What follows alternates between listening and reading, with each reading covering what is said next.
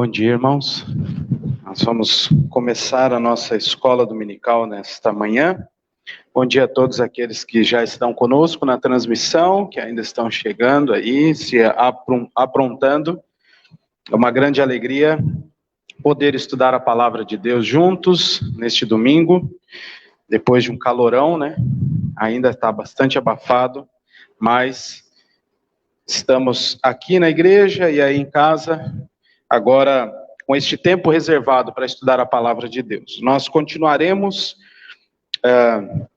nas nossas sequências de estudo, como já temos feito, e então prepare-se, né? Você que está em casa, nós já estamos aqui preparados para estudar juntos a palavra de Deus, sem aquelas preocupações corriqueiras do dia a dia, mas que todos nós estejamos prontos para ouvir a palavra do nosso Deus neste dia que é reservado para adorá-lo, né? Este dia que é reservado para que, com toda atenção, nos voltemos a Ele.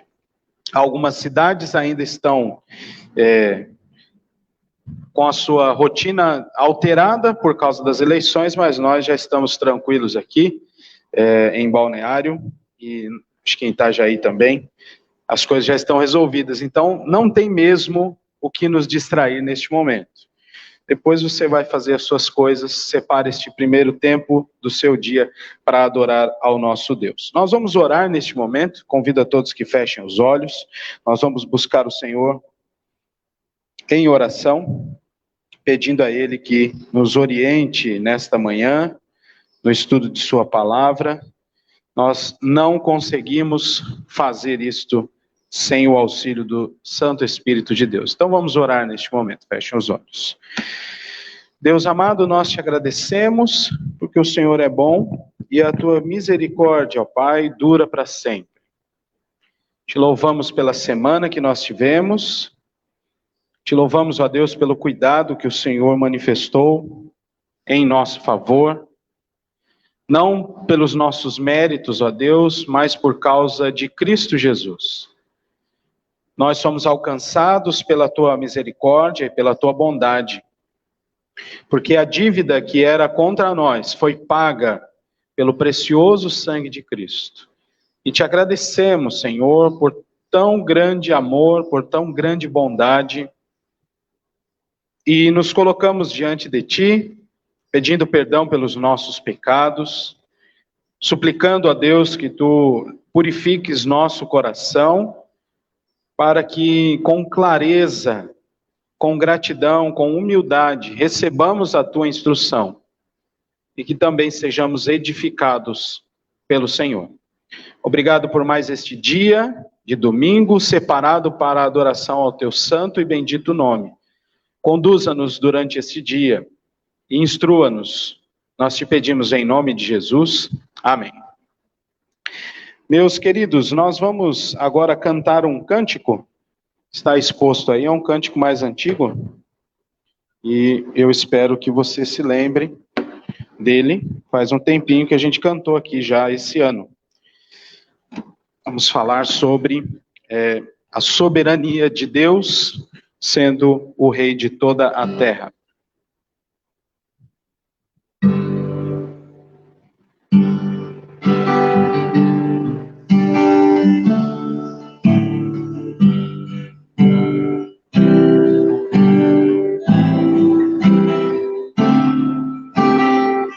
Vamos cantar?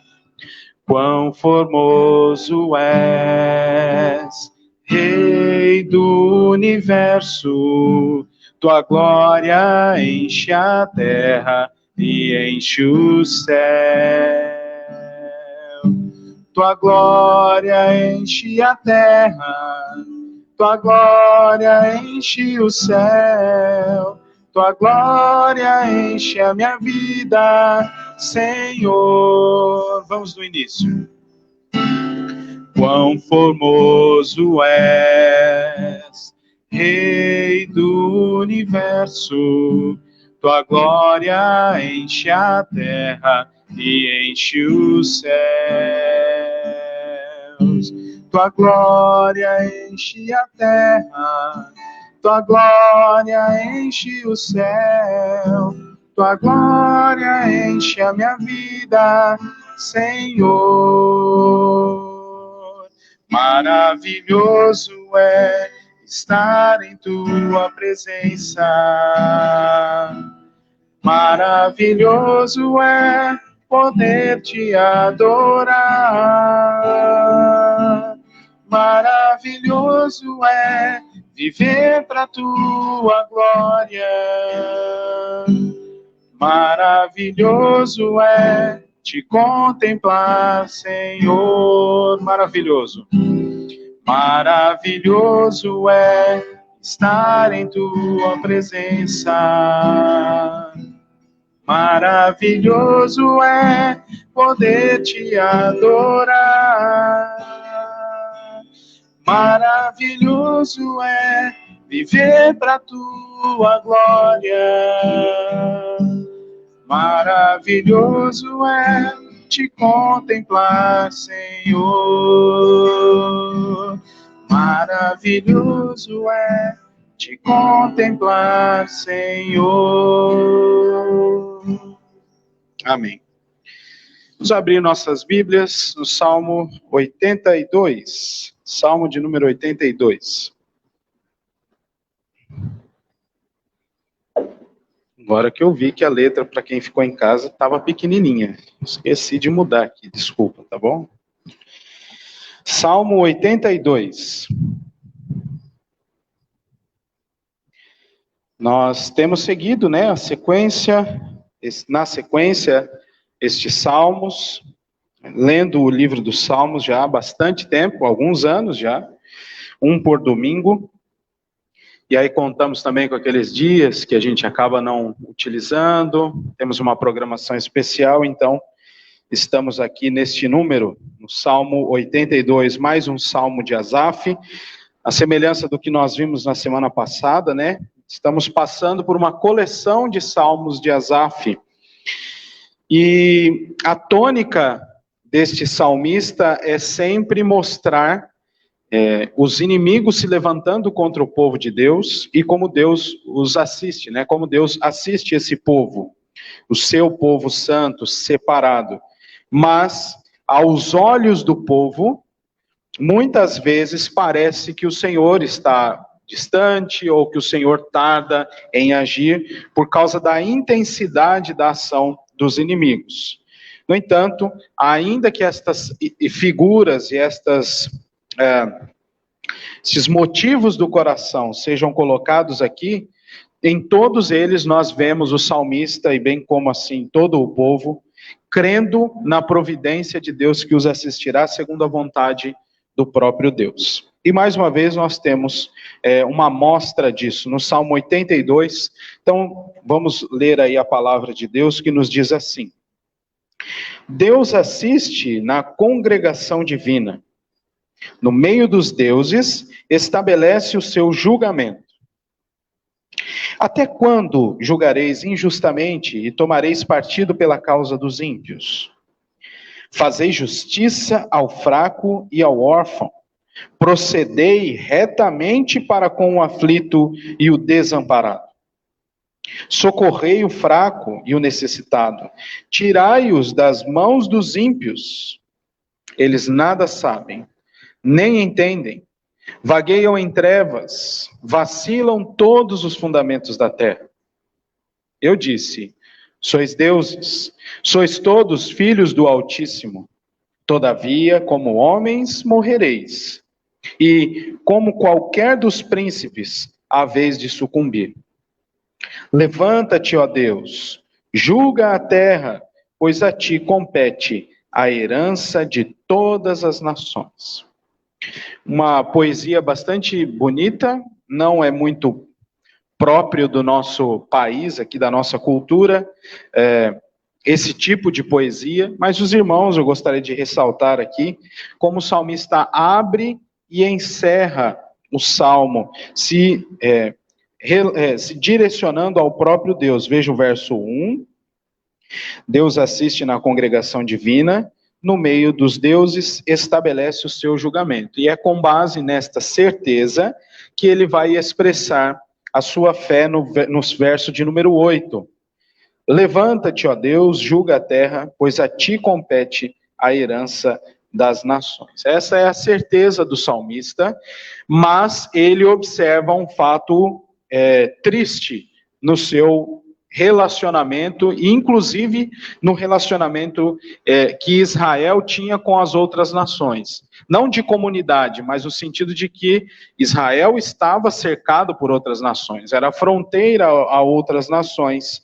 E aí ele olha para os homens e os questiona, do verso 2, né? Até quando julgareis injustamente e tomareis partido pela causa dos ímpios? Olha só que interessante. E vez por outra, nós, ainda que no século 21, fazemos esse mesmo tipo de perguntas, olhando para os governantes, olhando para os líderes das nações. E a gente se pergunta, gente, como é que fica isso?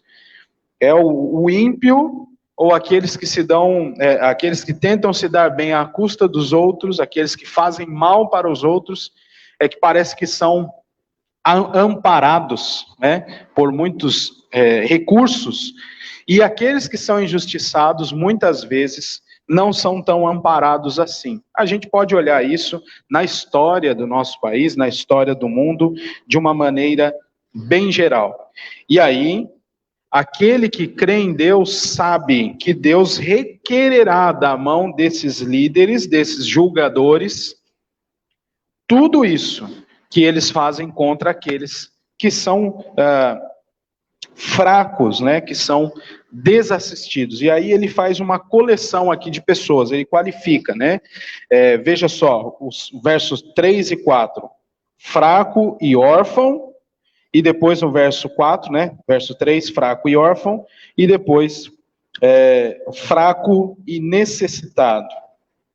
Ainda no verso 3, ele observa, né, que qualifica mais gente, aflito e desamparado. Aqui há um paralelo de sinônimos também para dizer a mesma coisa. E a exortação de Asaf é: fazei justiça, procedei retamente, socorrei, tirai-os das mãos dos ímpios. Ele não está dizendo isso a Deus, ele está dizendo isso àqueles seus pares, né? Aqueles que estão fazendo isso, que não deveriam fazer, e agora a sua ação precisa ser ajustada. E aí, ao passo que os homens no verso 6 dizem que podem se colocar de maneira altiva diante dos outros homens, vem a conclusão de que só há um soberano, só há um eterno e sobre todos, né? Veja só o versículo 7. Todavia, como homens morrereis, e como qualquer dos príncipes, haveis de sucumbir.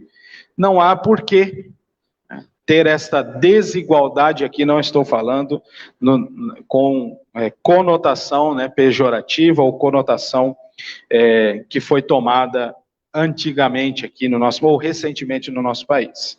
Mas a ideia de igualdade em que todo ser humano é igual diante de Deus. Todos foram criados por Deus.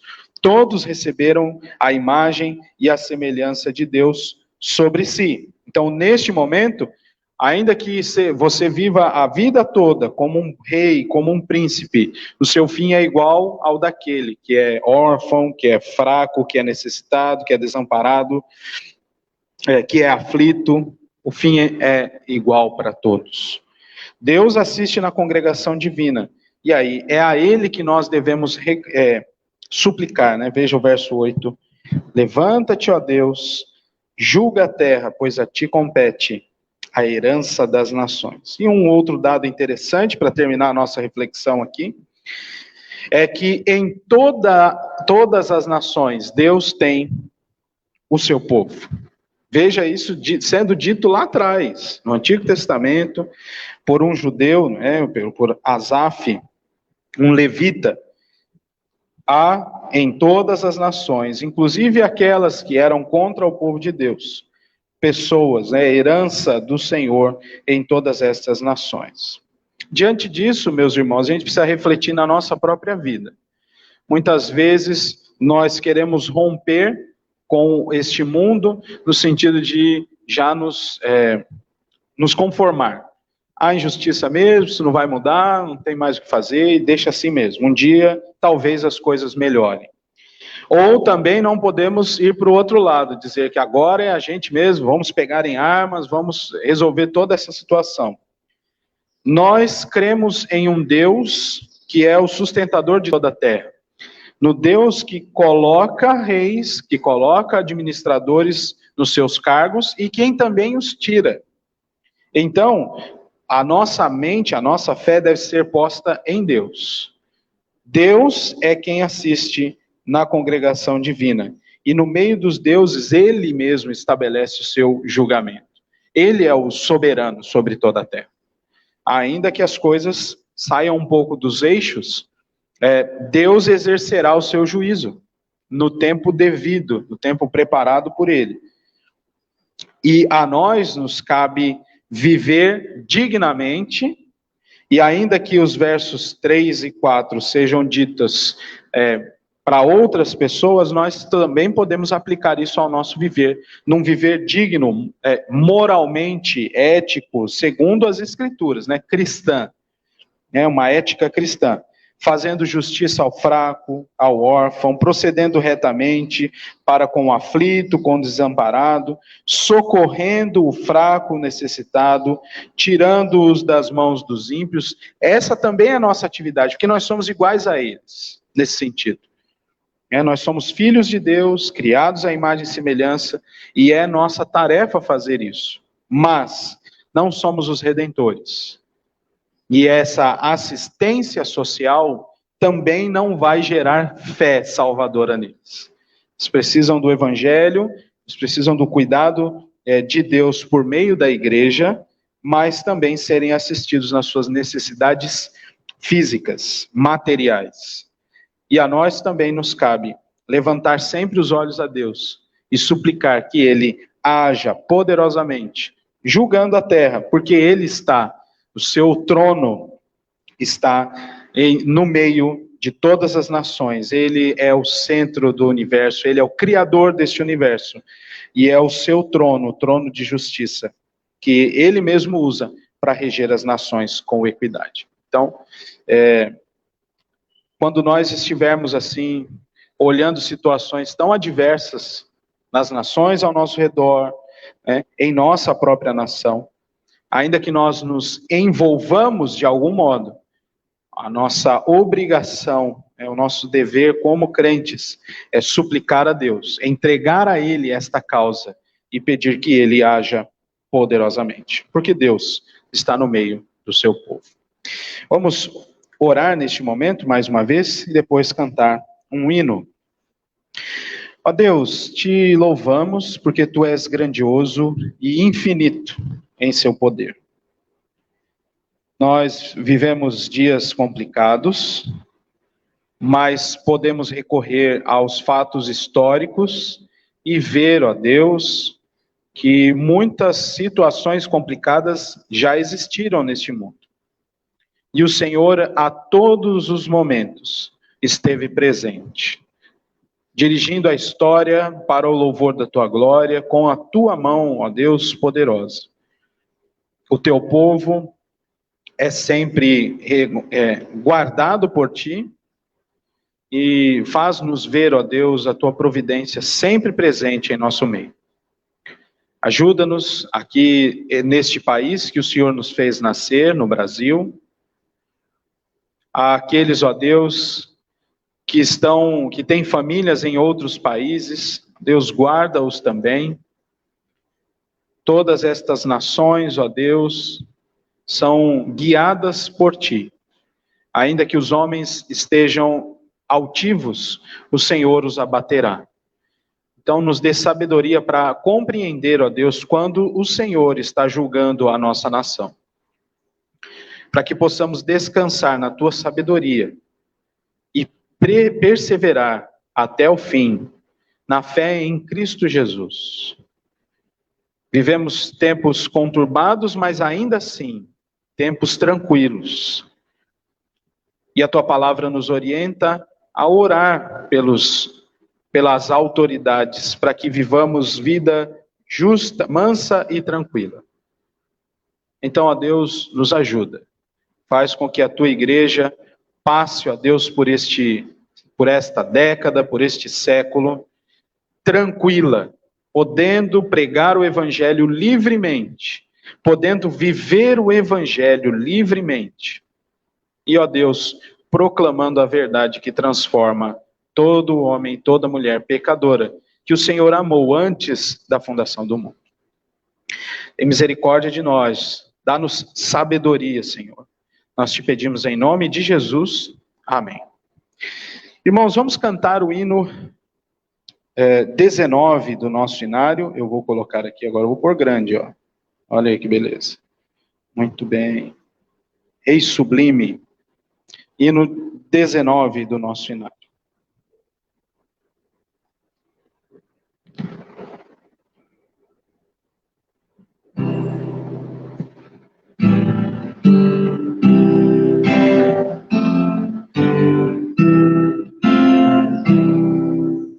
Ó Rei sublime em majestade e glória, sobre as milícias do celeste além, ouve o louvor, os hinos de vitória, dos que de ti recebem todo o bem. Vinde, ó remidos, filhos de Deus, cantai louvores que alcancem os céus. Dos altos céus, louvor a Deus ressoa, de gratidão ao soberano amor. Os redimidos com fervor entoam o nome excelso de seu benfeitor. Vinde, ó remidos, filhos de Deus, cantai louvores que alcancem os céus.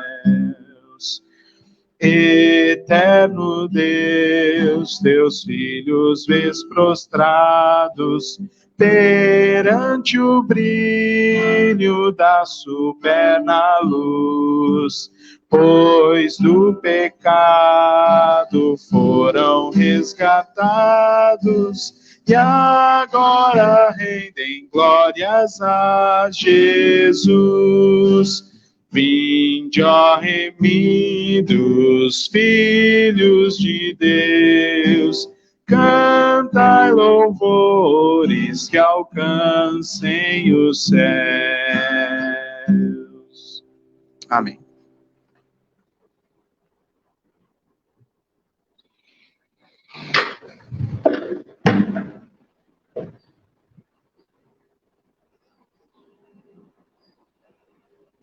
Meus irmãos, nós vamos passar agora a alguns avisos antes de iniciar a nossa aula da escola dominical.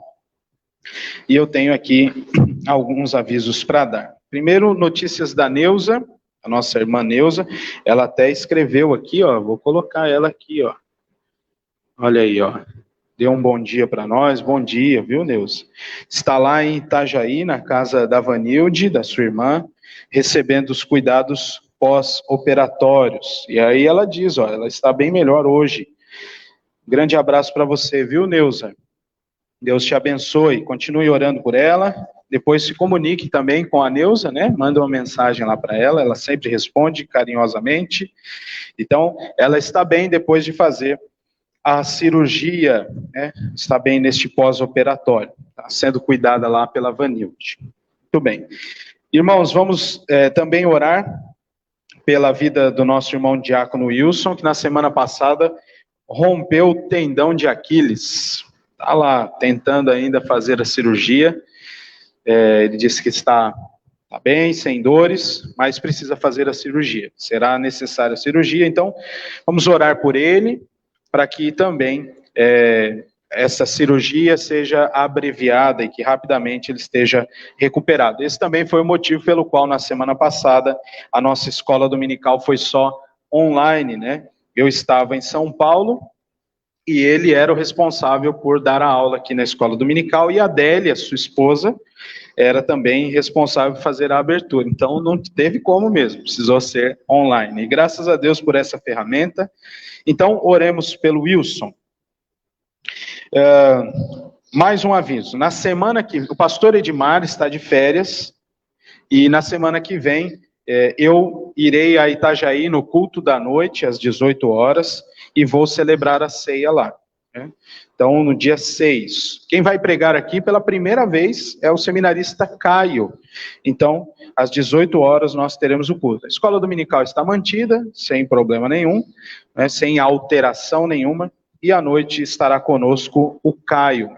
O seminarista Caio, vai pregar aqui na nossa igreja, e eu estarei substituindo o pastor Edmar na igreja de Itajaí. Muito bem. Eu tenho outro aviso aqui, antes dos aniversariantes. E olha só que bonito esse aviso. A Ana Clara, filha dos nossos irmãos Davi e Milena, chegou. Vou ampliar aí para vocês verem. A primeira foto, mais no dia do nascimento lá. E depois já mais tranquilinha em casa. Ana Clara Pinheiro Alvarez. Nasceu lá no dia 22, nós oramos pela Milena, o parto ocorreu sem maiores problemas, graças a Deus. Nasceu lá, às 12h47, com 3 quilos 780 e 51 centímetros. É um bebezão, né? E o povo estava mesmo, assim, já informando os pais que era uma menina bem grande. Então chegou bem, está bem em casa. Um abraço aí também para os nossos irmãos Davi e Milena. Davi que veio do trabalho rapidinho, mas não pôde acompanhar o parto, e logo depois chegou, falei com ele, estava todo feliz lá com a família, graças a Deus. Então, aí o nascimento da Ana Clara, e também apresentando ela aí para os irmãos, a nossa nova irmã. Aniversariantes, meus irmãos. No dia 23, o senhor Amorim fez aniversário, 81 anos, graças a Deus. Esse ano não deu para fazer festa, né, senhor Amorim? A outra vez a gente estava lá. Então, o senhor Amorim fez aniversário dia 23. No dia 27, o Israel fez aniversário. Israel, marido da Irlene, nosso irmão aqui, parabéns também, Deus abençoe. E temos aqui 3 aniversários de casamento. O Israel e a Irlene no dia 20, o Sérgio e a Andressa no dia 23, e eu e a Marcele fizemos aniversário de casamento no dia 24. Deus abençoe a todos, que Deus continue a frutificar, né, fazer o relacionamento de vocês frutificar, e aqueles também que fizeram aniversário, né, com a sua data de nascimento, que Deus também continue a abençoá-los, a sustê-los em sua mão poderosa. Então fica aí o registro dos nossos parabéns a todos vocês. Eu acho que eu não tenho mais nenhum aviso, então nós vamos orar outra vez, pedir ao Senhor que nos abençoe no estudo de sua palavra no livro do Apocalipse. Oremos, irmãos. Graças te damos, ó Deus Todo-Poderoso, porque o Senhor nos criou e tem sustentado a nossa vida. Te louvamos por estes motivos aqui que levantamos, ó Pai, diante de ti, dos nossos irmãos, porque o Senhor tem cuidado da nossa vida. Então, te louvamos pela cirurgia que a Neuza fez, te agradecemos porque o Senhor capacitou toda a equipe médica, te pedimos, ó Deus, que o Senhor a abençoe neste momento de recuperação. Ó Deus, que possamos estar unidos a ela, neste momento sensível de recuperação, mas que tudo isso redunde em glória e louvor para o teu nome. Também nos lembramos do Wilson, ó Deus, preserva a sua saúde, e clamamos a ti, ó Deus, que és soberano sobre todas as coisas, que a cirurgia que ele precisa fazer seja, ó Deus, abreviada, e que em breve, rapidinho, ele já consiga fazer essa cirurgia, passar pelo processo de recuperação e estar de novo no nosso convívio aqui, servindo ao Senhor. Nos alegramos, ó Deus, pelos irmãos que estão aniversariando. Te pedimos que o Senhor os abençoe, continue a abençoar e desperta, ó Deus, neles o louvor e a gratidão, porque o Senhor tem sido com eles todo esse tempo. E também nos alegramos com a família do Davi e da Milena por receber mais uma criança, herança do Senhor. O Senhor os abençoe, que a Ana seja abençoada por ti e participe, ó Deus, das bênçãos da aliança que o Senhor firmou com os pais. Abençoe também a Sarinha e que ela seja, ó Deus, cuidadora da sua irmã também. Ajuda-nos agora, Senhor, no estudo da tua palavra. Há muitas coisas que o Senhor revelou e que por causa do nosso pecado e das nossas limitações não conseguimos compreender.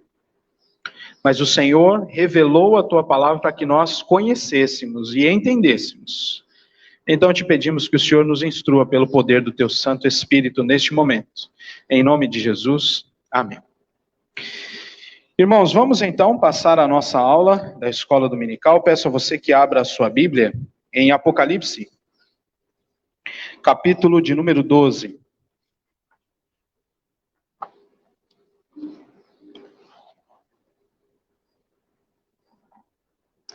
Apocalipse, capítulo 12.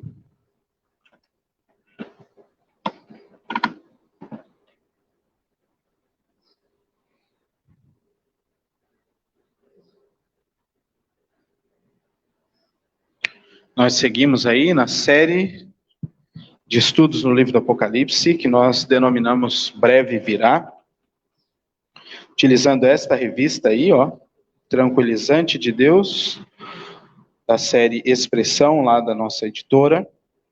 E hoje vamos falar sobre o conflito mais profundo. Vamos ler aí Apocalipse capítulo 12. E diz assim a palavra do nosso Deus.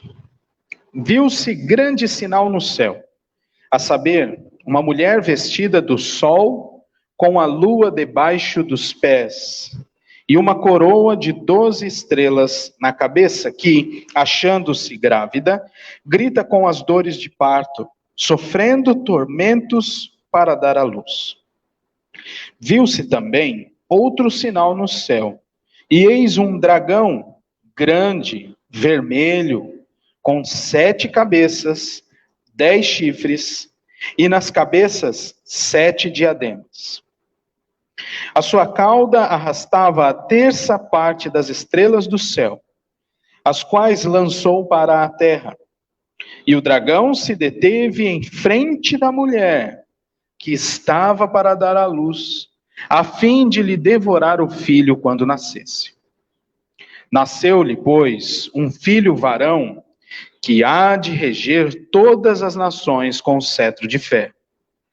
E o seu filho foi arrebatado para Deus até ao seu trono.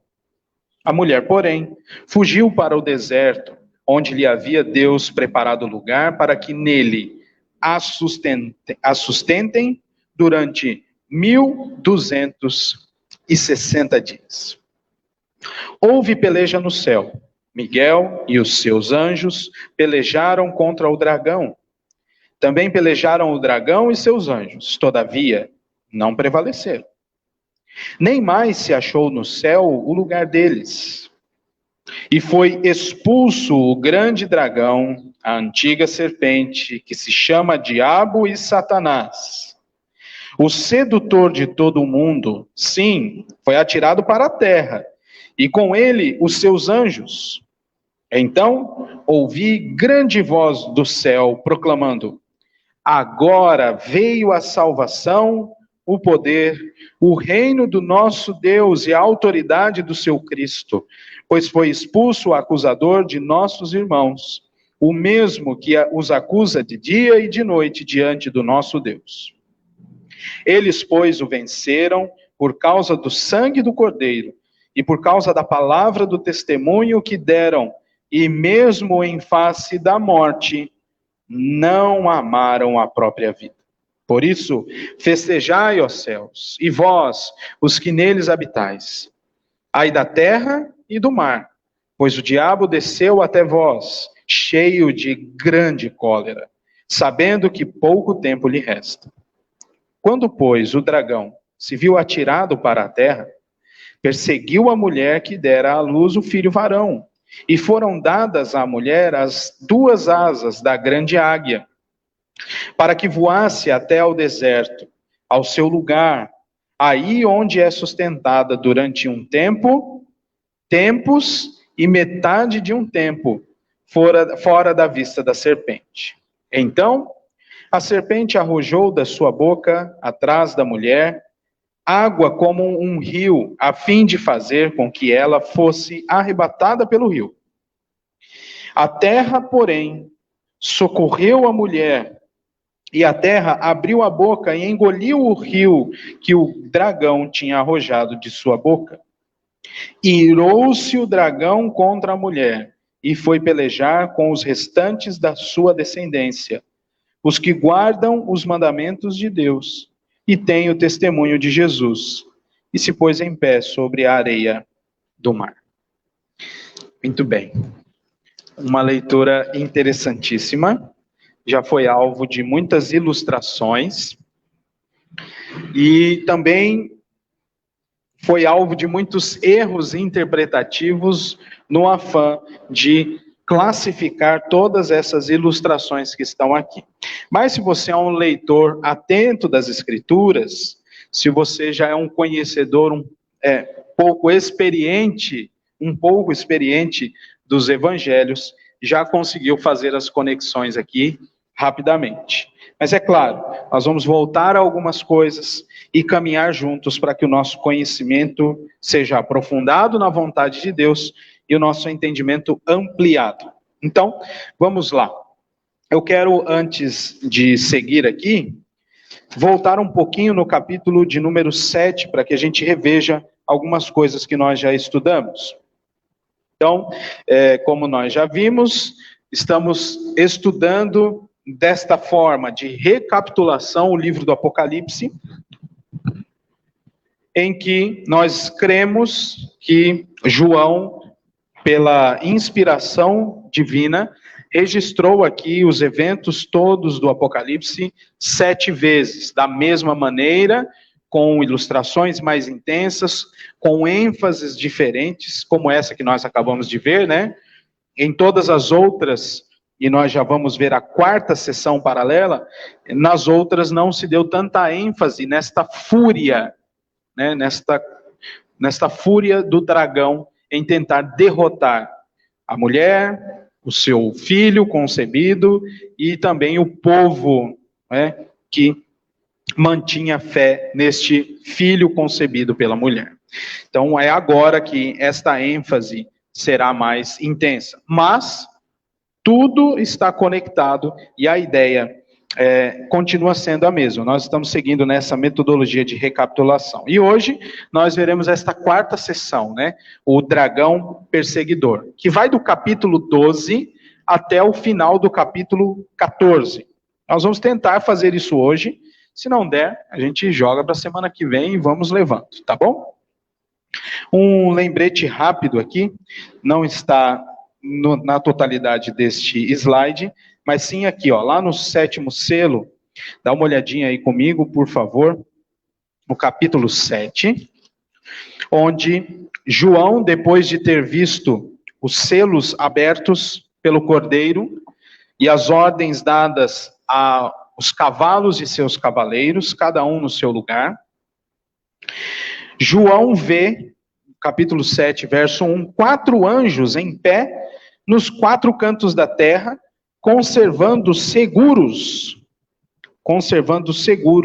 os 4 ventos da terra. E aí ele viu também, no verso 2, um outro anjo que subia do nascente do sol, tendo o selo do Deus vivo. Preste atenção nisso. Tendo o selo do Deus vivo. E clamou em grande voz aos 4 anjos, aqueles aos quais fora dado fazer dano à terra e ao mar. Aí tem que voltar um pouquinho ali no capítulo 6, depois você lê. Dizendo, não danifiqueis nem a terra, nem o mar, nem as árvores, até selarmos na fronte os servos do nosso Deus.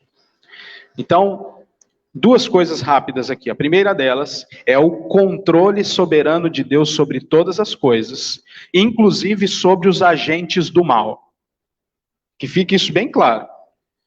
Não é Deus quem vai semeando o mal, não é isso.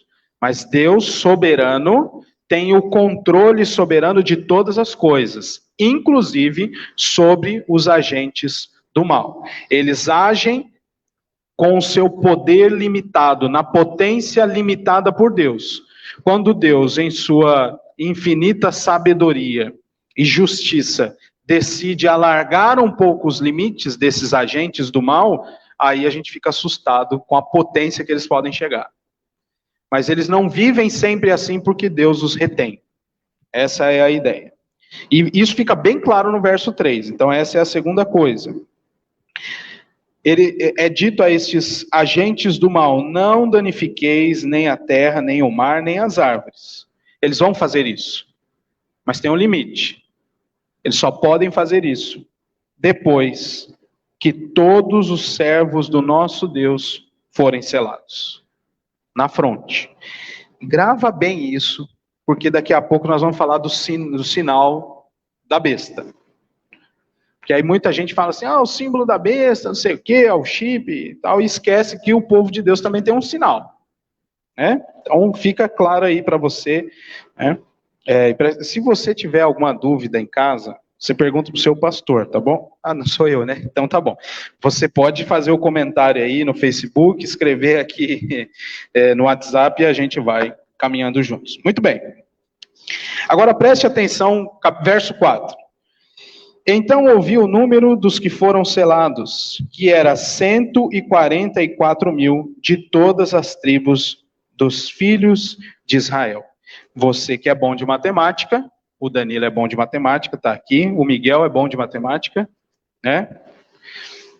A conta para os 144.000 é 12 vezes 12. Vai dar 144. Tá bom? Mas a gente vai tirar um pouco essa ideia literal da nossa frente, tá bom? Mas se você quiser fazer a conta, vai dar certo. E as 12 tribos são listadas aí, e de cada uma dessas 12 tribos, 12.000 são selados. Em resumo, eu não quero me demorar muito aqui, porque a gente precisa ir lá para o capítulo 12. Então preste atenção. Em resumo, pessoas de todas as tribos de Israel são seladas, são parte do povo de Deus. Mas como o apóstolo Paulo diz lá aos Romanos, nem todos os de Israel são de fato israelitas. No capítulo 9 ele vai dizer isso.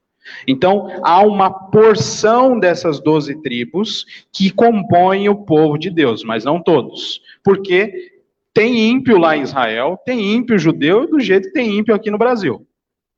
O reino de Deus é um reino de todas as nações, de todas as pessoas, de pessoas de todas as nações.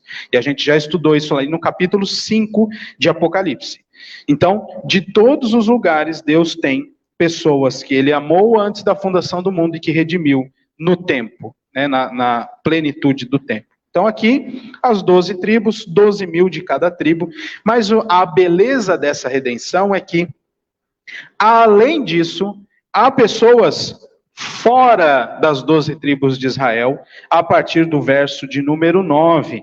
Depois destas coisas, vi e eis grande multidão, que ninguém podia enumerar. E aqui a qualificação dessa multidão, né, a sua localidade. De onde eles são? De todas as nações. Então, veja como o capítulo 7 é dividido em duas partes. Até o verso 8, mais focado ali nas 12 tribos, mas a partir do verso 9, tem este olhar para pessoas de todas as nações. Então, em todas as nações há pessoas que compõem o povo de Deus, né? A igreja invisível, como a gente já disse, né? A reunião de todos os eleitos de Deus. E olha só que interessante, pessoas de todas as nações, tribos, povos e línguas, em pé diante do trono e diante do Cordeiro, vestidos de vestiduras brancas, com palmas nas mãos. E clamavam em grande voz, dizendo: ao nosso Deus, que se assenta no trono, e ao Cordeiro, pertence a salvação. Se você fizer um estudo desta expressão, você vai achar rapidamente, vai achar mais, mas rapidamente você vai achar essa expressão 3 vezes na Bíblia. No Antigo e aqui no Novo Testamento. A salvação pertence ao nosso Deus. Jonas capítulo 2, verso 9, o Salmo 3, verso 8 também vai ter essa expressão. Não assim, desta forma, como está aqui, nesta ordem, mas essa ideia de a salvação pertence ao nosso Deus e ao Cordeiro. Pastor, está querendo falar de... Está querendo falar de livre-arbítrio? Não, não quero, mas ficou claro, tá bom? Não tem como você se salvar, a salvação pertence ao nosso Deus. Ok. Aí o verso 11, todos os anjos que estavam ali em pé, também cantaram. E aí veja o verso 13. Um dos anciãos tomou a palavra dizendo: estes que se vestem de vestiduras brancas, quem são e de onde vieram? Respondi-lhe: meu senhor, tu o sabes. E então ele me disse: são estes os que vêm da grande tribulação. Lavaram suas vestiduras e as alvejaram no sangue do Cordeiro. Razão porque se acham diante do trono e o servem de dia e de noite no seu santuário. E aquele que se assenta no trono estenderá sobre eles o seu tabernáculo. Jamais terão fome, nunca mais terão sede, não cairá sobre eles o sol, nem o ardor. Aqui também mostrando que eles sofreram bastante nessa grande tribulação. Não só os ataques de Satanás, mas questões físicas, como estas. Fome, sede, o ardor do sol. Agora não tem mais, porque eles já venceram, já passaram pela grande tribulação. Verso 17. Pois o Cordeiro que se encontra no meio do trono os apacentará e os guiará para as fontes de águas da vida. E Deus lhes enxugará dos olhos toda lágrima. Mais um ponto aqui sensível de doutrina. Pastor, então a igreja vai passar pela grande tribulação? Vai. Está escrito aí, e é uma grande bênção, e depois de passar, todo mundo vai ter as suas lágrimas enxutas, suas necessidades físicas saciadas pelo Cordeiro e com a presença do Cordeiro diante deles. É só um resumo do capítulo 7, tá bom? Então a gente vai para o nosso capítulo 12. Deixa eu até olhar aqui a outra tela para ver se tem pergunta. Não tem, que benção, vocês são bonzinhos em casa. Aqui tem alguma pergunta? Não? Então vamos avançar. Estou correndo mesmo essa primeira parte, tá bom? Então o resumo do capítulo 7, você vê aí, a partir do segundo tópico. Os juízos, este capítulo 7, ele faz parte da abertura do 6º selo, e depois, entrando no capítulo 8, haverá a abertura do 7º selo. Precisa entender essa conexão. Então, a abertura do 6º selo, o capítulo 7º entra aqui para mostrar de novo aquela ideia, de triunfo do povo de Deus sobre as ações de Satanás, por causa do sangue do Cordeiro. Essa é a ideia geral do Apocalipse. E aqui nesta parte de recapitulação, de novo, capítulo 7 aparece especialmente mostrando o triunfo do povo de Deus, e a preservação do povo de Deus. E aí o capítulo 8 é o 7º selo, que dá abertura de outros eventos, que são as 7 trombetas, que vão sendo tocadas até o capítulo de número 11, que os irmãos estudaram na semana passada. Então, os juízos são universais, mas a igreja será preservada. A igreja louvará o justo juiz e há uma esperança de descanso e de consolo eternos. E aí sim, vamos ao nosso capítulo de número 12. Então você vê como está exposto aqui. As imagens desta sessão têm um significado espiritual. Disso aí você não pode esquecer jamais, para você não se perder na leitura. E não podemos negligenciá-lo, né, este significado espiritual. O Senhor Jesus ilustra de forma bela a vitória sobre Satanás. Então, observe aí o capítulo de número 12, pois João vê um grande sinal no céu, e é uma mulher vestida do sol e da lua, e com a lua debaixo dos seus pés, e uma coroa de 12 estrelas na cabeça. Sua mente já deve estar treinada. Que são essas 12 estrelas? As 12 tribos de Israel. Não é? Então, esta mulher é o povo de Deus, e há essa coroa de 12 estrelas, e é desta mulher, que sairá o Redentor, né? Que é este menino. Né? Veja só o verso 2, ela está grávida, grita com dores de parto, sofrendo tormentos para dar à luz. Então, essa é a cena inicial, que se refere à comunidade da aliança. A comunidade da aliança, que é o povo de Deus, com quem Deus estabeleceu a sua aliança. Então, é esta ilustração, há um significado espiritual nestas palavras, a gente não pode negligenciar para não se perder na hora da interpretação bíblica. Então, a partir daqui, então você vê esta mulher, as 12 tribos, e é desta mulher virá o Redentor do povo, que é este menino que ela está gerando. E aí, meus queridos, a partir do verso 3, você vai observar a oposição a esta mulher, à nação de Deus, né? Ao povo de Deus. E esta oposição vem por intermédio do dragão, verso 3.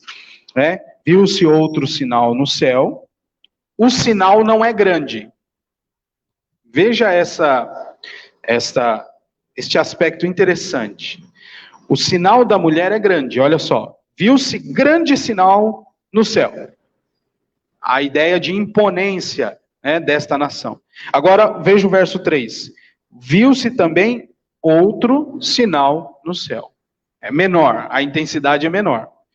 E que sinal é esse? Eis um dragão. Aí sim, o dragão, grande, vermelho, com 7 cabeças, 10 chifres, e nas cabeças 7 diademas. Outra questão interessante desta oposição entre a mulher e o dragão.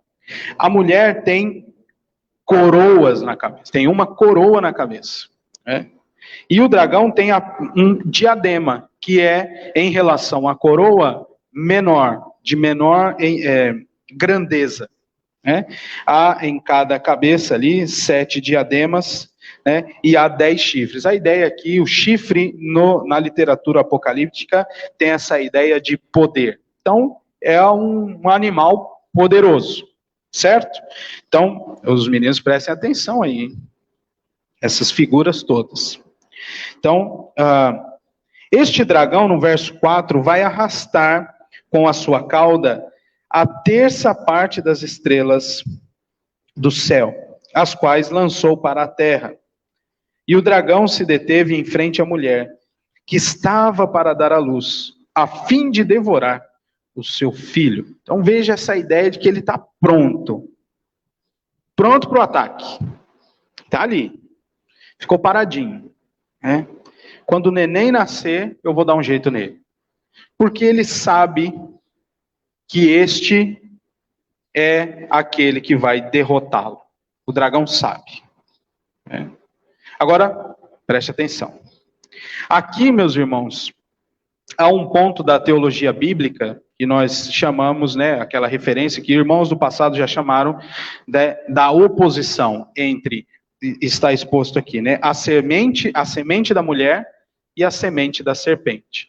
E isso fica desde o Éden, quando há a queda. Haverá uma descendência da serpente, haverá uma linhagem desde o início, que sempre será contra Deus e contra o seu povo. E haverá a semente da mulher, o descendente da mulher, no qual todos são enxertados, por assim dizer, aqueles que não são de Israel são enxertados, e há duas linhagens na Bíblia. É o povo de Deus e quem não é o povo de Deus. A semente da mulher e a semente da serpente. Agora preste atenção nisso. Abra comigo a sua Bíblia em Gênesis capítulo 3. Marca o Apocalipse aí.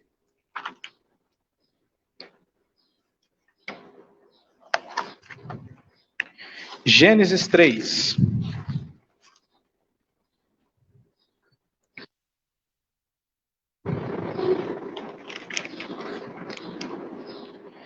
Gênesis 3, do verso 14 ao verso 15. Olha só o que diz aí. Então o Senhor Deus disse à serpente: visto que isso fizeste, maldita és entre todos os animais domésticos, e o és entre todos os animais selváticos. Rastejarás sobre o teu ventre, e comerás pó todos os dias da tua vida. Porém, inimizade entre ti e a mulher. Preste atenção na leitura, hein? Porém, inimizade entre ti e a mulher, entre a tua descendência e o seu descendente. Este descendente te ferirá a cabeça e tu lhe ferirás o calcanhar. E assim nós vamos a Bíblia inteira. Satanás tentando ferir o descendente da mulher e o descendente da mulher pisando a cabeça da serpente. A Bíblia toda. E veja a diferença nessa ideia mais coletiva da descendência da mulher e esta ideia mais singular do descendente da mulher. Alguns no passado já chamaram Gênesis 3,15 de proto-evangelho, o evangelho anunciado mesmo antes dele acontecer. Haveria alguém que destruiria o poder da serpente, que trouxe a maldição a toda a terra. Obrigado, filho.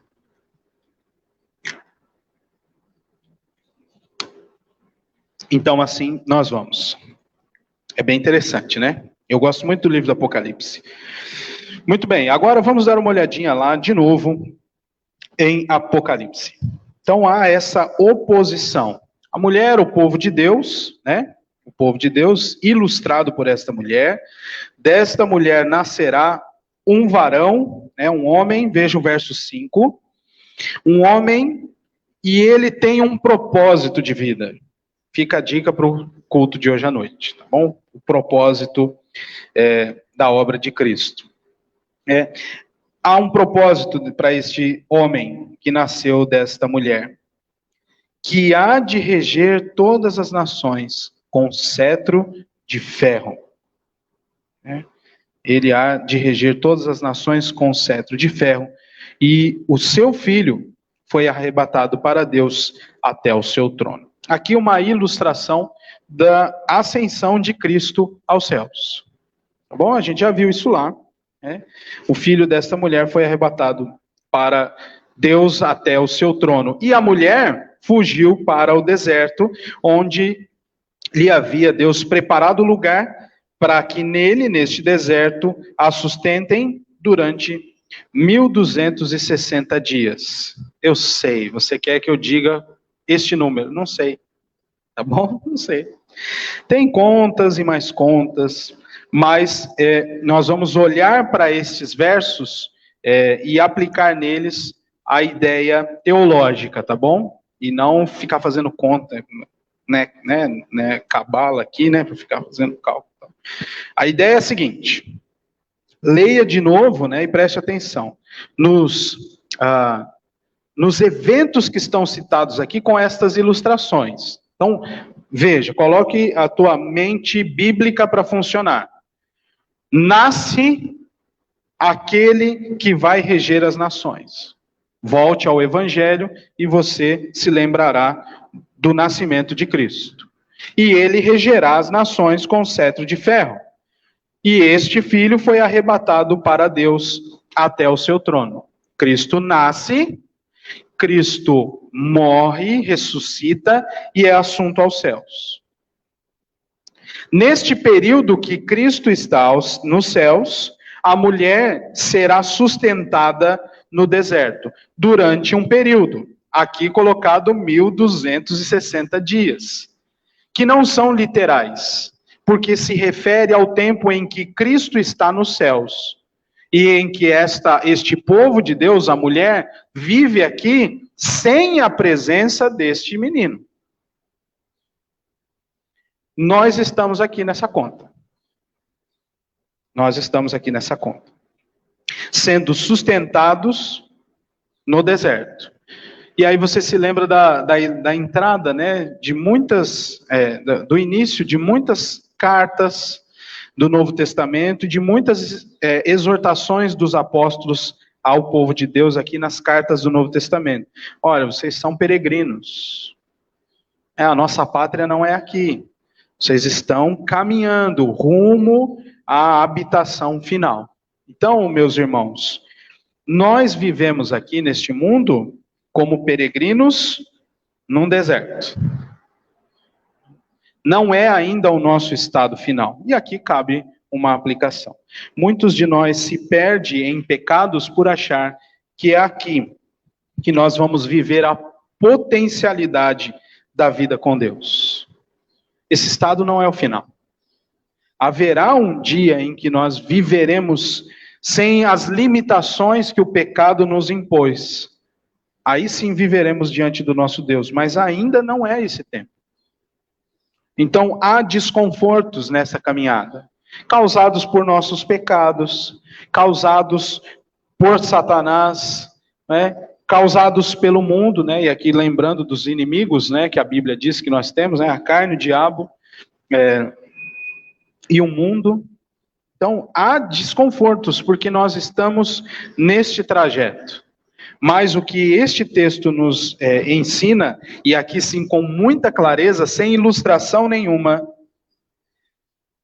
Deus preparou este tempo, e neste tempo ele sustentará o seu povo. Veja de novo o versículo 6. A mulher fugiu para o deserto, onde lhe havia Deus preparado lugar para que nele a sustentasse. O tempo é este tempo. Estes 1260 dias, quando é que eles vão acabar? Quando Cristo voltar. Então não são dias literais. Mesmo porque não haveria espaço. Muita gente ficaria de fora da bênção da redenção, se fossem apenas 1260 dias. É claro, há pessoas que ainda acham que esse tempo virá. Mas nós estamos olhando para o livro do Apocalipse, observando estes sinais, como eu comecei ali, tá? Está até no slide, né? São imagens, símbolos que têm um significado espiritual e não literal, né? E isso torna este estilo de escrita muito mais rico, né? Então marca aí nascimento de Cristo, a subida dele aos céus e todo este período que nós vivemos sem a presença de Cristo aqui, física entre nós, mas ele está no seu trono reinando as nações com cetro de ferro. Ok? Então, avancemos aqui. Ninguém perguntou em casa, então vamos caminhar. Aí veja só que interessante, né? O próximo tópico, a partir do verso de número 7, que mostra a vitória do Cordeiro, né? A vitória do Cordeiro contra este dragão. Veja o versículo de número 7. Houve peleja no céu. E o Miguel, que está aprendendo a lei, está aqui, ele já decorou esse versículo, né? Porque ele viu o nome dele bem grandão ali. E os seus anjos pelejam contra o dragão. Também pelejaram o dragão e seus anjos. Todavia não prevaleceram. Nem mais se achou no céu o lugar deles.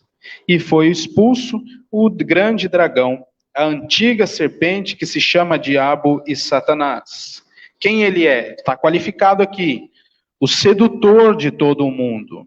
Ele foi atirado para a terra e com ele os seus anjos. Irmãos, prestem atenção. Alguns aspectos interessantes. Primeiro, Satanás é um anjo criado por Deus. Então, não há nível de igualdade entre Satanás e Cristo. Não tem como. Porque ele é criado.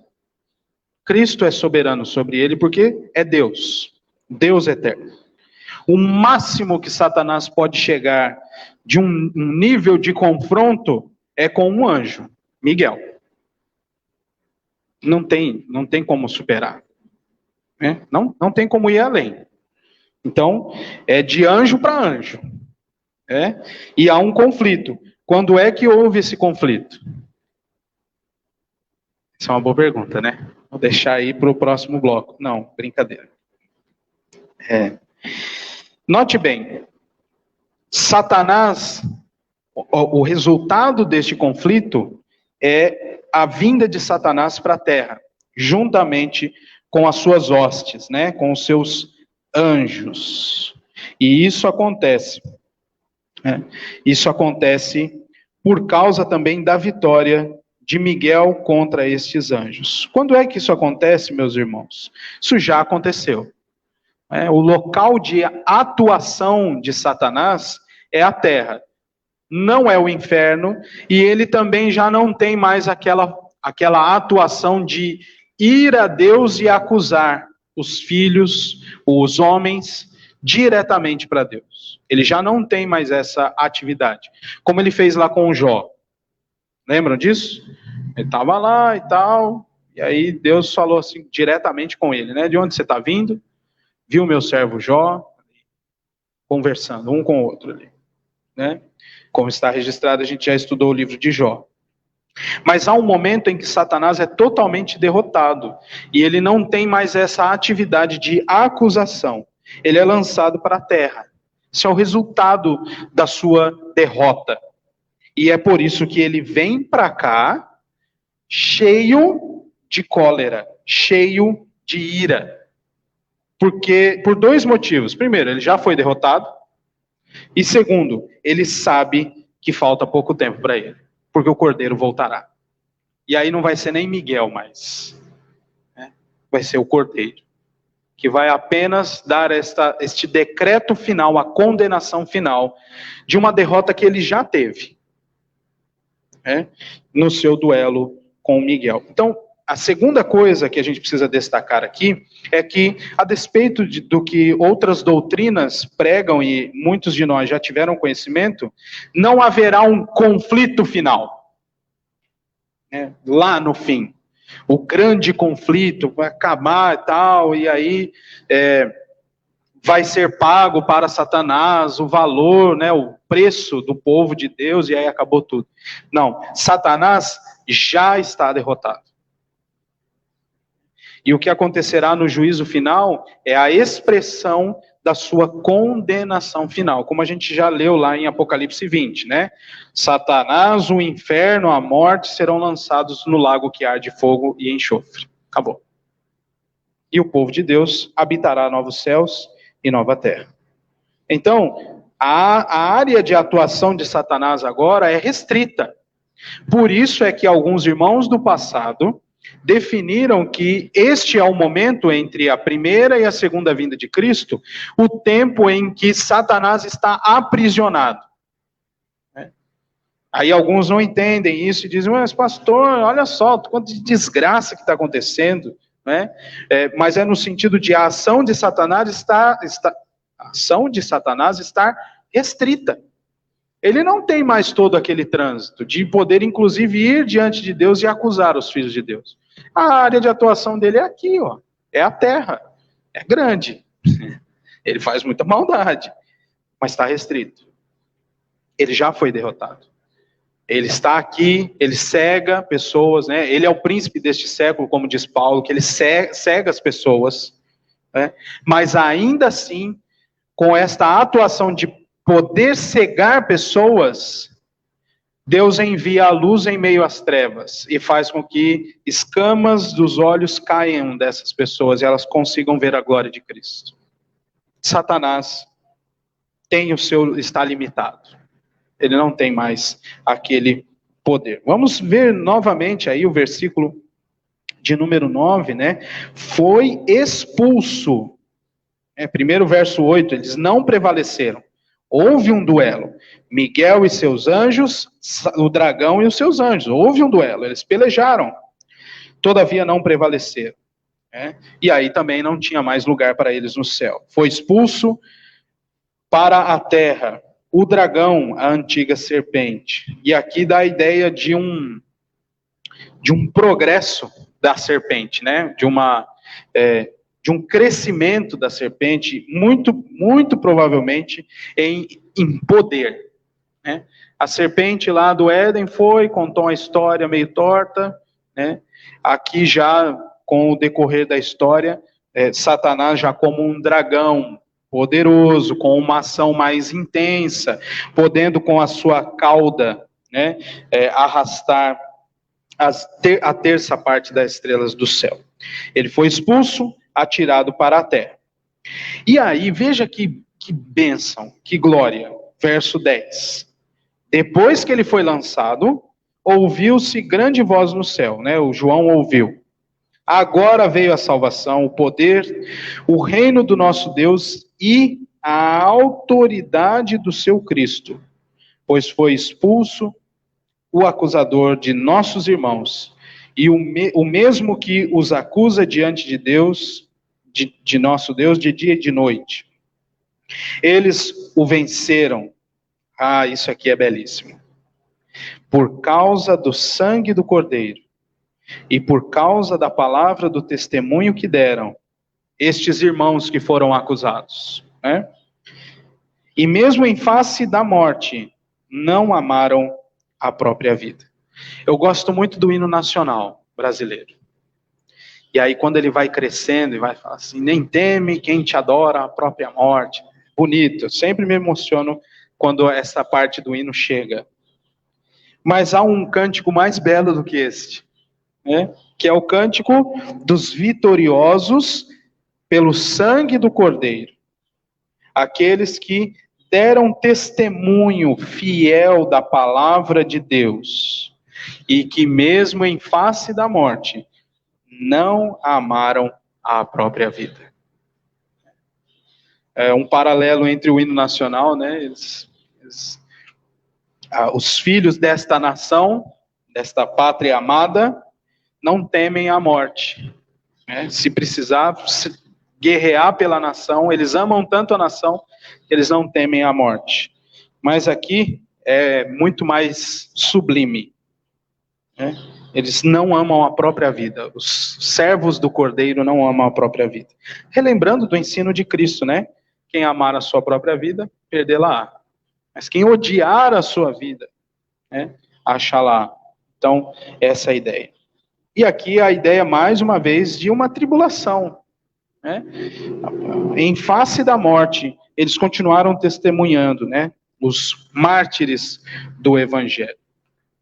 E aí continuou a grande voz dizendo, festejai, ó céus, verso 12, e vós os que neles habitais. E aí tem um problema, né? Ai da terra e do mar, pois o diabo desceu até vós, cheio de grande cólera. Essa é uma coisa, ele vem bravo. Ele vem bravo. Mas ele também vem sabendo que lhe resta pouco tempo. Qual é esse tempo? Muito provavelmente os 1260 dias. Ou um tempo, 2 tempos e metade de um tempo. Cadê isso? Verso 14, olha só. O 13 primeiro. O dragão se viu atirado para a terra, perseguiu a mulher que dera à luz, o varão. E foram dadas à mulher as 2 asas de águia para ela voar até o deserto, onde já estava preparado para que ela fosse sustentada. Por quanto tempo? Tempos e metade de um tempo. Fora da vista da serpente, né? E aí a serpente arrojou sua boca e enviou como que um rio. E essa ideia do rio vai ser amplificada capítulos adiante, a ideia do mar. O próprio capítulo 13 aqui. E não é um mar literal, porque vai chegar um momento aqui do livro do Apocalipse, alguns já me perguntaram sobre isso, né? Quando em novos céus e nova terra, será visto que o mar já não existe. Aí alguém já me perguntou, pastor, não vai ter água lá no céu? Mas não é essa a ideia. A ideia do mar são as nações, né, que são enviadas pela serpente para tentar derrotar os filhos de Deus. Haverá um momento em que até mesmo as nações, que são ferramentas de Satanás para tentar destruir o povo de Deus, já não existirão. Então, é essa a ideia. Sigamos aqui, então. A ira deste dragão vai, meus irmãos, do verso 13 até o finalzinho do verso, até o finalzinho do capítulo 13, tá bom? Então, veja aí comigo rapidinho o verso 17. Deixa eu ver se tem aqui alguma... Sigamos, então. Verso 17. Irou-se o dragão contra a mulher e foi pelejar com os restantes da sua descendência. Aqui, muito provavelmente, uma referência à grande tribulação, que é o finzinho de tudo mesmo. Os que guardam os mandamentos de Deus e têm o testemunho de Jesus, e se pôs em pé sobre a areia do mar. E aí João vê emergir do mar uma besta que tinha 10 chifres e 7 cabeças, e sobre os chifres 10 diademas, e sobre as cabeças nomes de blasfêmias. Esses momentos aqui do capítulo 12, do capítulo 13, você encontra referências no Antigo Testamento. Então, esta mulher com 12 estrelas, você vai vestida do sol, você tem, por exemplo, o sonho de José. Um dos sonhos que ele vai ter, e ele diz aos irmãos, olha, tem toda essa... Eu tive este sonho, e aí os irmãos se revoltam contra ele e dizem, então nós vamos servir você. Então, é uma referência lá. Você tem algumas imagens dessas, de cabeças, chifres, blasfêmia, que são colocadas nesses chifres, no livro de Daniel, a partir do capítulo 7. Então, os irmãos podem fazer essas comparações. Se você tem na sua Bíblia referências cruzadas lá embaixo, tem uma infinidade de referências que os irmãos podem ler aí durante a semana ou hoje à tarde também, guardando o dia do Senhor. Então, verso 17, ele se ira e ele vai atrás. Então, capítulo 13. Uma besta emerge do mar, tem toda essa característica, e a besta que vi era semelhante ao leopardo, com pés como o de urso e boca como o de leão. E deu-lhe o dragão o seu poder, o seu trono e grande autoridade. Então, atenção, meus irmãos. Que besta é essa? Não sabemos. Não é o monstro do Lago Ness, né? Não é um bicho que vai sair do mar. Não. O mar são as nações. E haverá alguém dentre estas nações, emissário do dragão. Preste atenção no versículo de número 2. Quem concede poderes a esta besta é o dragão. Deu-lhe o seu poder, o seu trono e grande autoridade. Então é alguém que personificará a ação do dragão. Muito provavelmente aqui uma referência ao abominável da desolação, o anticristo. E segue aí o capítulo 13. Então vi uma de suas cabeças como golpeada de morte, mas essa ferida mortal foi curada, e toda a terra se maravilhou, seguindo a besta. Então, além de todo este poder, haverá sinais e prodígios feitos por esta besta, e muitas pessoas caminharão em adoração, em seguir, né, esta besta. Lembrando daquilo que o Senhor Jesus ensinou, né? Haverá prodígios e sinais, e o abominável da desolação vai fazer de tudo para enganar, se possível, os eleitos de Deus. Lembram-se disso? Então, é preciso fazer essas conexões vendo as ilustrações aqui. E aí há todo um maravilhamento, né? Quem é semelhante à besta? Quem pode pelejar contra ela? Foi dada a esta besta uma boca que proferia arrogâncias e blasfêmias, e autoridade para agir 42 meses. Então é uma referência de tempo. Quanto dá 42 meses? É pouco tempo entre a primeira vinda e a segunda vinda de Cristo, certo? É um tempo mais curto, mas há esta atividade, uma atividade num período curto. Agora, olha que interessante. O Senhor Jesus, em Mateus 24, vai dizer que se não fosse por causa do povo de Deus, né, o tempo da grande tribulação não seria reduzido. É por causa do povo de Deus que esse tempo é reduzido. Né? Mas há uma atividade sem aqueles laços mais estreitos que eu disse, né? Sem as rédeas tão curtas, né? Há uma autorização divina, soberana, para que a ação de Satanás seja mais intensa em um período da história que a gente não sabe quando. Muito mais para o fim de todas as coisas, porque o período é curto e logo em seguida haverá o aparecimento do Cordeiro no capítulo 14. Dá uma olhadinha aí. Olhei e eis o Cordeiro em pé, sobre o monte Sião. Eita glória! Maravilha. Mas isso aí vai ficar para a semana que vem, tá bom? O capítulo 14. Importante a gente entender essa fase aqui. Então, esse período de atividade desta besta é no fim de todas as coisas lá, um período curto. Verso 7, foi-lhe dado também que pelejasse contra os santos e os vencesse. Deu-se-lhe ainda autoridade sobre cada tribo, povo, língua e nação, e adorá-la-ão todos os que habitam sobre a terra. E, pastor, então aos crentes também? Não, leia até o fim. Aqueles cujos nomes não foram escritos no livro da vida e do Cordeiro, que foi morto desde a fundação do mundo. Então, assim, vamos lá, mais uma aplicação aqui, eu tenho mais 5 minutos. Daqui a pouco a gente fala do sinal da besta, tá bom? Eu só vou antecipar um negócio aqui. O que é esse sinal? A gente não sabe. Tem uma interpretação para ele. Mas, digamos, eu não creio assim, não creio que vai ser um chip, não creio nisso, não creio. Mas, ainda assim, por pior que seja a investida de Satanás contra o povo de Deus, ela não será levada a cabo. E fica tranquilo. Se lá adiante você precisar, igual tem aí um banco, eu não sei, realmente não sei qual é, mas que hoje você consegue até pagar com a pulseira, né? Uma pulseira de plástico, assim, você encosta lá, você paga.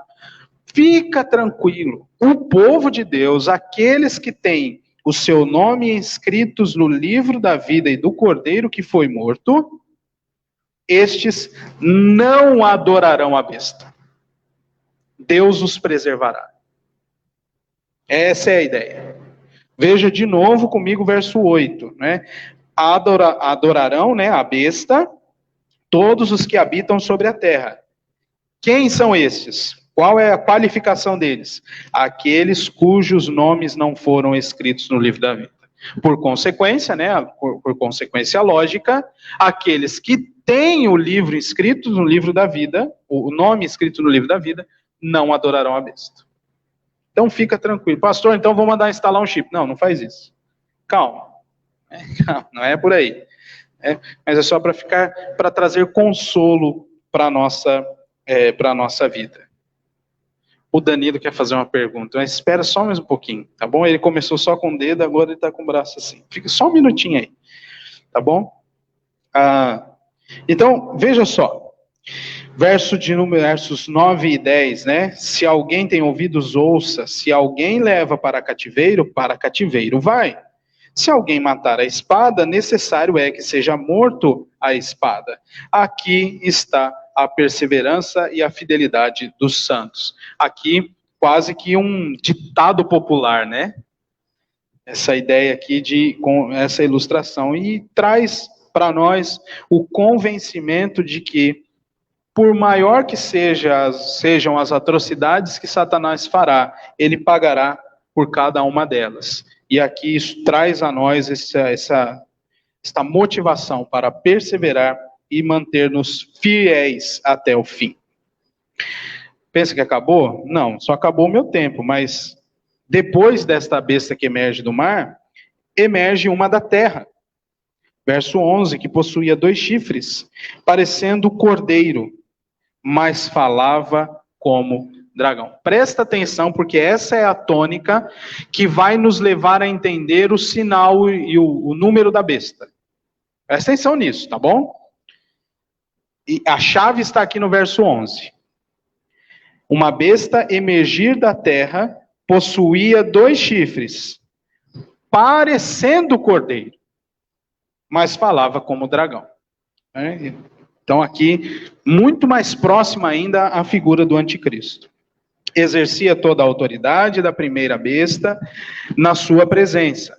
Faz com que a terra e os seus habitantes adorem a primeira besta. Então ele é um enviado, ele é como se fosse Cristo, que é enviado com autoridade para conduzir pessoas à adoração. São essas as ilustrações aqui. Por isso, o anticristo. Então, Cristo é enviado por Deus ao mundo para conduzir o seu povo de novo à adoração ao Deus Todo-Poderoso. Vem a besta que emerge da terra e conduz pessoas à adoração da besta que emerge do mar. E ele vai adiante, olha só que interessante, verso 13. Opera grandes sinais, de maneira que até fogo do céu faz descer da terra diante dos homens.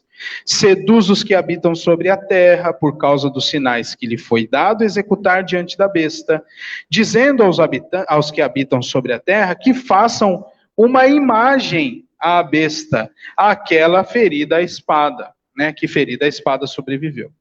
E lhe foi dado comunicar, olha só, fôlego à imagem da besta, para que não só a imagem falasse, como ainda fizesse morrer quantos não adorassem a imagem da besta. Então, o povo de Deus aqui vai morrer. A todos os pequenos e os grandes, os ricos e os pobres, os livres e os escravos, faz que lhes seja dada certa marca sobre a mão direita ou sobre a fronte, para que ninguém possa comprar ou vender, senão aquele que tem a marca, o nome da besta ou o número do seu nome. Aqui está a sabedoria.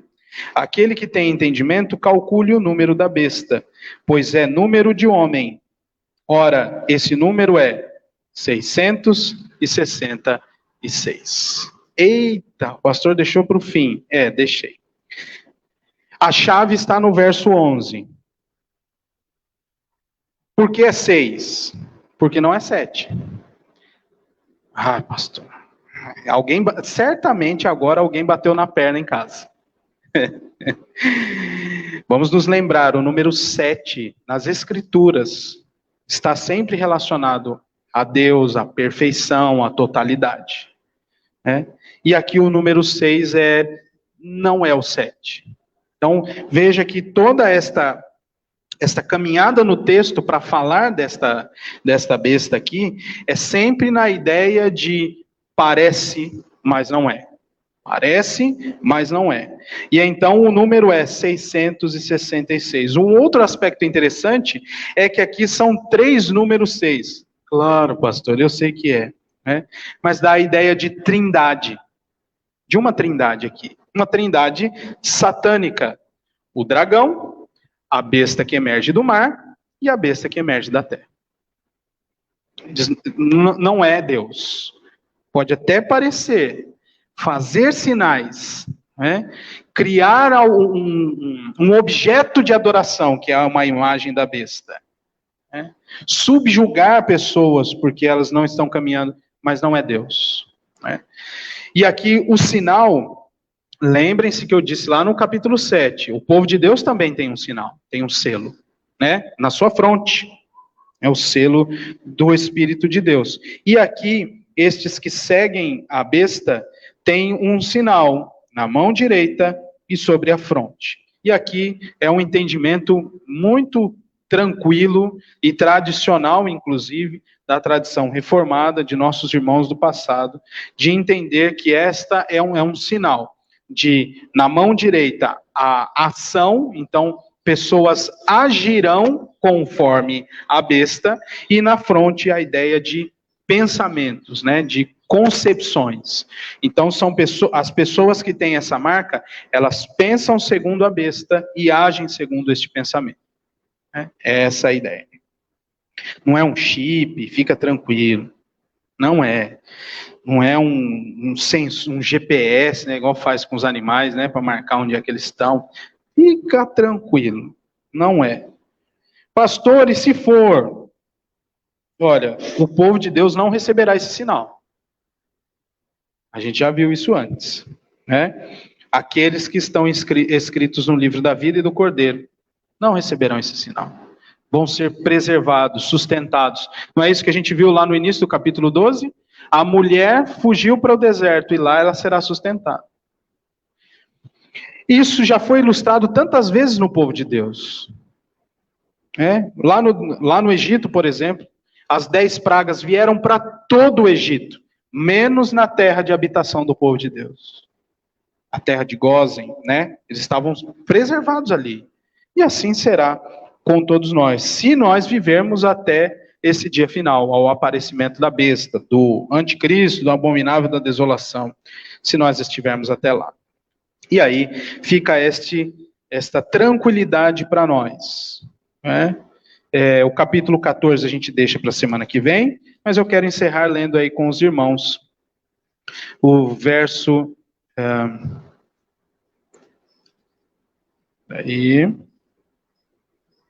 o verso 2 do capítulo 15. E aí nós vamos encerrar. Capítulo 15, verso 2.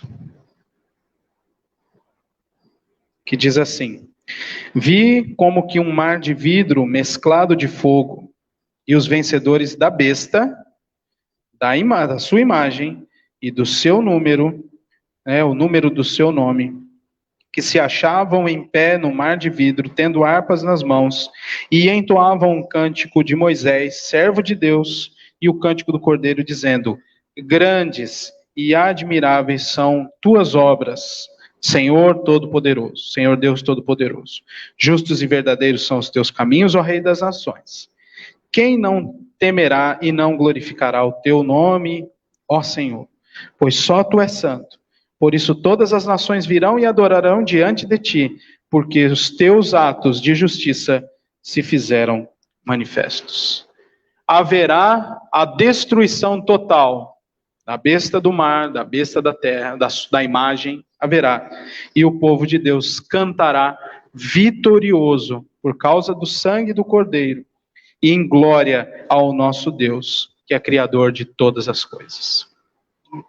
De novo, a gente ressalta a ideia do livro do Apocalipse, que é trazer conforto, consolo ao povo de Deus.